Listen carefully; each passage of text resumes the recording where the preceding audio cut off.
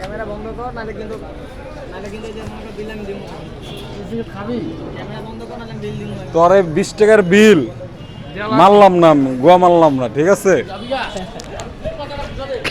তুই কতক্ষণ রাখবি তুই? হাতে কি তোর? হাতে কি? এই বেটা, হ্যাঁ আজকে যদি ভাইরাল না করছি, তোর হাতে কি? তোর ফুসফুস অর্ধেক নাই, তুই বিড়ি খাস কেন?